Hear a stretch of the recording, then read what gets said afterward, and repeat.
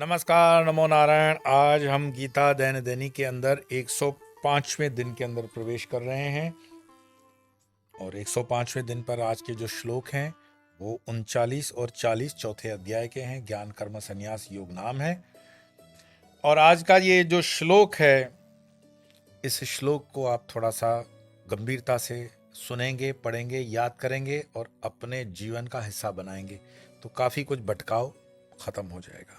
आइए पहले पाठ करते हैं। श्रद्धावान लभते ज्ञानम तत्पर संयतेन्द्रिय ज्ञानम लब्ध्वा पराम शांतिम अचरेणाधिगच्छति अज्ञश्च श्रद्धानश्च संशयात्मा विनश्यति नायं लोकोऽस्ति न परो न सुखम संशयात्मना।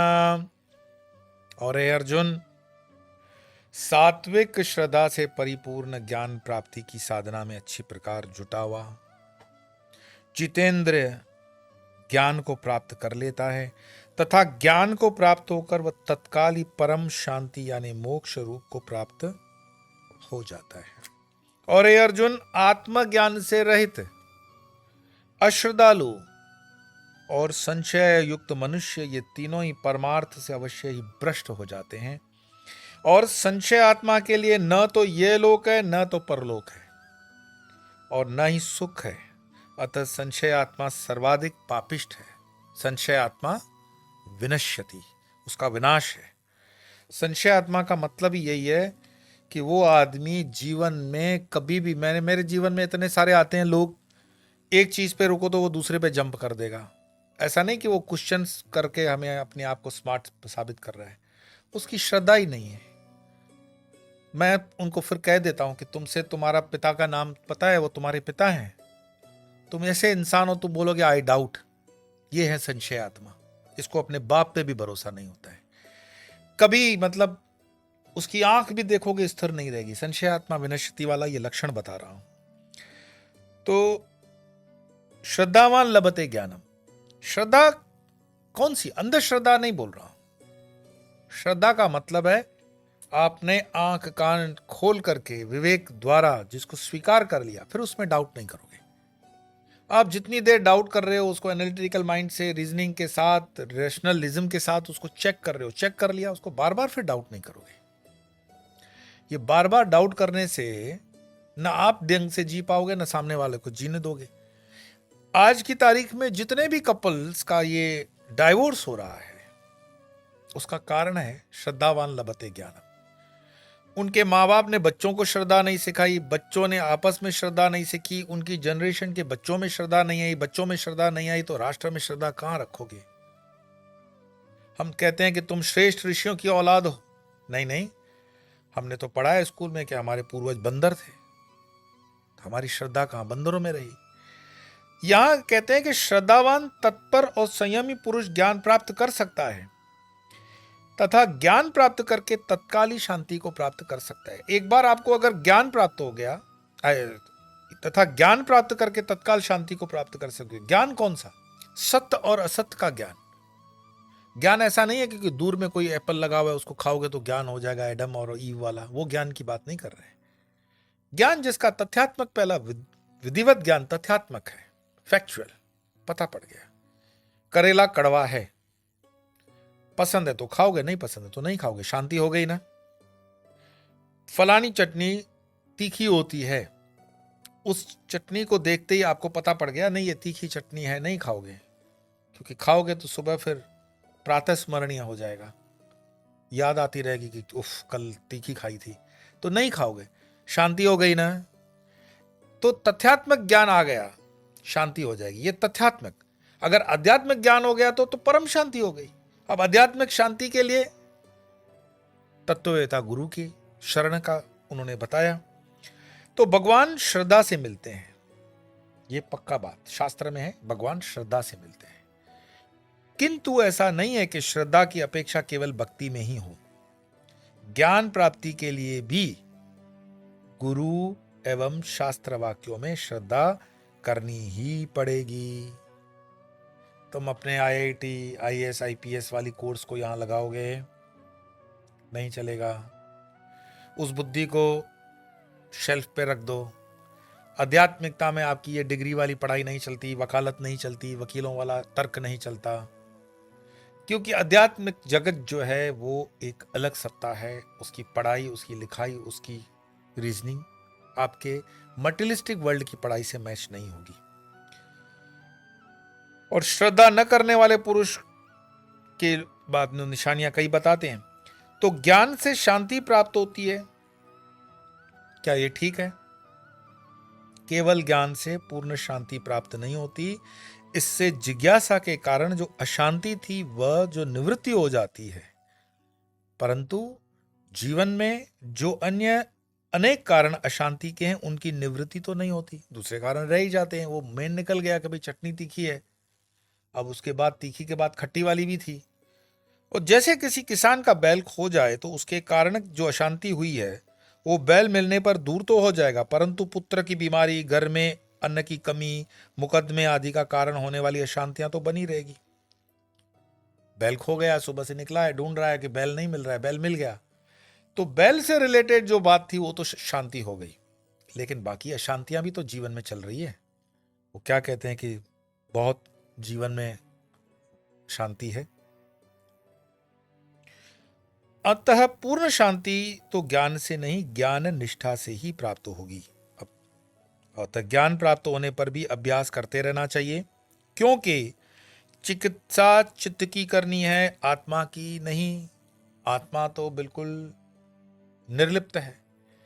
चित्त जो चतुष्टय मैंने कहा, मन बुद्धि अहंकार चित्तानि नाहम, ये अंतकरण, इसमें जो है चिकित्सा चित्त की करनी है, इसी की करनी है, मन बुद्धि चित्त अहंकार की।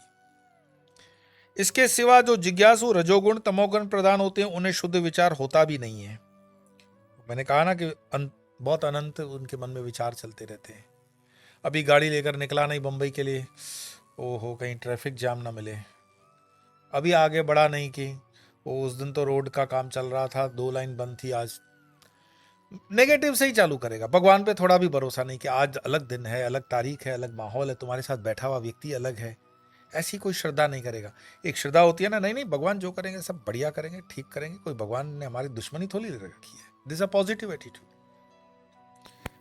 अतः ज्ञान होने पर भी सत्व गुण की वृद्धि के लिए अभ्यास करते रहो, इससे संशय निर्भय का भी नाश हो जाता है, जिसको हम कहते हैं कि शास्त्र का अध्ययन बहुत जरूरी है। आप कितने भी बड़े प्रोफेसर हो जाओ, हमारे आईआईटी के बहुत अच्छे अच्छे प्रोफेसर होते हैं, तो उनको सेल्फ डेवलपमेंट के लिए रोज अपने आप के लिए 1-1.5 घंटा निकालना पड़ता है पढ़ाई के लिए, तब जाकर के वो एक अच्छे फैकल्टी कहे जाते हैं।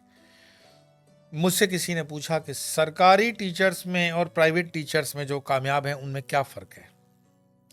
ये जो खान सर की कोचिंग देखते हो, तो खान सर को क्या 2 सींग लगे हुए हैं क्या कि इतनी अच्छी कोचिंग करते हैं, या दूसरे कोचिंग वाले जो अच्छे अच्छे आ रहे हैं वो मेहनत करते हैं, अभ्यास करते हैं, अपडेट खुद को रखते हैं। सरकारी वाले में क्या है? फिर मेरी सरकारी वाले से बात हो रही थी, उसने कहा नहीं स्वामी जी ऐसी बात नहीं है, हम लोगों को सरकार हैरान भी इतना कर देती है, कभी इलेक्शन की ड्यूटी दे देती है, कभी जनगणना करवा देती है, कभी पोलियो के डोज हाथ में दे देती है, कब पढ़ाएंगे हम? अब ये काम जब टीचर से तुमने करवाया तो पूरी जनरेशन खत्म हो गई हमारी, और सारे टीचर्स का काम जो है दूसरा काम हो गया। तो अभ्यास करते रहना चाहिए। आप कितने भी स्मार्ट हो, कितने भी ज्ञानी हो, कितने भी ध्यानी हो, अपनी सेल्फ डेवलपमेंट के लिए मिनिमम 1-1.5 घंटा पढ़ने के लिए रखना चाहिए। मैं उसको पर्सनल स्पेस कहता हूँ, और दोपहर का समय मेरा लगभग मैं उसमें देता हूँ, रात का भी थोड़ा समय मुझे मिल जाता है। और यदि ज्ञान से काम नहीं चलता तो यहाँ ज्ञान लब्ध्वा परम शांतिम आचरणादि गच्छति, ऐसा क्यों कहा? तो महाराज जी कहते हैं कि मैंने जो कहा वह अभ्यास की पुष्टि के लिए है। जिन्हें विचार द्वारा दृढ़ परोक्ष ज्ञान नहीं होता, उन्हें अभ्यास करने पर ही उसमें दृढ़ता आती है। वास्तव में पूर्ण शांति पूर्ण ज्ञान होने पर ही होती है, वह चाहे श्रवण मात्र से हो या अभ्यास के अनंतर हो। पूर्ण ज्ञान ही पूर्ण शांति देगा। यहां पराम शांति का है, अर्थात पराकाष्ठा की शांति प्राप्त होती है। पूर्ण ज्ञान और पूर्ण शांति का एक ही काल में होते हैं, जैसे जगना और निद्रा भंग होना एक ही काल में होता है। कोई आदमी कहे कि मैं मैं जग तो जाऊंगा सुबह 10 बजे, लेकिन मेरी नींद टूटेगी क्या? अब ये कौन सा क्वेश्चन हुआ? तुम जब नींद टूटेगी तभी तो तुम जगोगे। कठोपनिषद का एक वाक्य है जो स्वामी विवेकानंद के इसमें आता है, उत्तिष्ठ जागृत है, उठो जागो। अब उठो और जागो कैसे हो सकता है?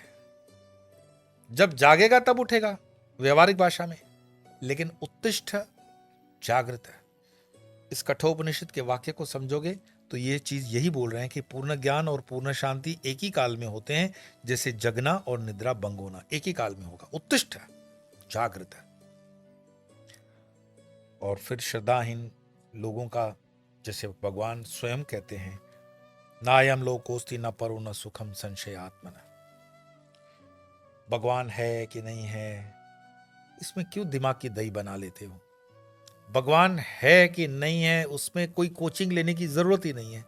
सुबह उठते हो, पंछी उड़ते हैं, सूर्य अपने समय से निकलता है, चंद्रमा हो रहा है, समुद्र की लहरें हो रही हैं, हवा चल रही है, बारिश समय पे आ रहा है, पौधे बढ़ रहे हैं, पेड़ पे फूल खिल रहे हैं, फल आ रहे हैं। कोई तो है कंट्रोलिंग सिस्टम, कोई तो है। उसको तुम निराकार मानो, साकार मानो, उससे क्या फर्क पड़ता है? पर तुम ये मानते तो हो कोई इसका नियंता है, कोई है जो उसको नियंत्रित कर रहा है। मैंने तो कभी नहीं सोचा कि भाई मानसून, सुना ही नहीं मैंने कभी मानसून जून वाली कहे कि नहीं नहीं रहने दो, हम लोग CLPL जा रहे हैं, पेंडिंग है, अब अक्टूबर से आएगी बारिश। नहीं, सूर्य ने कभी नहीं कहा सुबह कि मेरे टाइमिंग में थोड़ा फेर कर देना, रात को डिस्को में चला गया था। ये मनुष्य इस तरह की गड़बड़ करता है। मैंने तो यहां तक कि कभी कभार हम प्रवास करते हैं और थकान शरीर को होती है, रात को बहुत लेट से आए, तो सुबह जैसे कि मानो कि 6-6:30 बजे हमारे गौ सेवा का नियम है, तो 5-10 मिनट शरीर की सुस्ती के कारण इधर होता है। कौन मेरी गाय राधा को समय बताता है? वो सीधे आवाज दे देती है बा, और घड़ी देख लो तो बिल्कुल परफेक्ट। वो अंग्रेजों की अंग्रेज, शाम को भी कहीं समय से थोड़ा आगे पीछे हुआ तो देखते ही बोल देगी कि यू आर लेट, बैं देना पड़ेगा उसको। तो कौन है वो नियंता जो उसको समझाता है कि तुम्हारा समय है? कौन है उसकी जठराग्नि में जो उसके भूख समय से लगाता है? कौन है जो ये सारी प्रकृति का खेल करता है?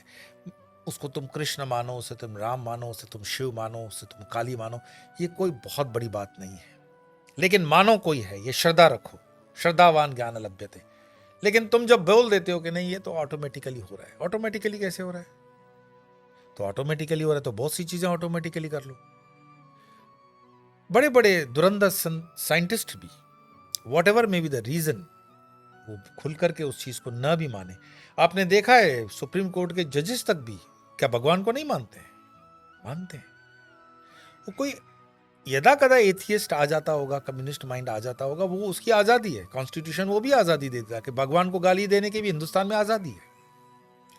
लेकिन इसका अस्तित्व तलवार के जोर पे मैं कहूं मानो, नहीं नहीं, तुम स्वेच्छा से देखो जो हो रहा है, उसमें तुम प्रकृति को देखो तो सही, और मौन से देखो, मन से मत देखो।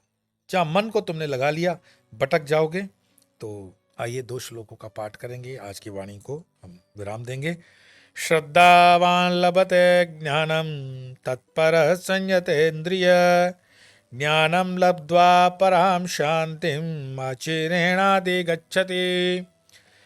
अज्ञश्च श्रद्धदानश्च संशयात्मा विनश्यति। नायं लोकोस्ति न परो न सुखम संशयात्मना। आज इतना ही, कल फिर मिलेंगे अन्य 2 श्लोकों के साथ। तब तक के लिए नमो नारायण।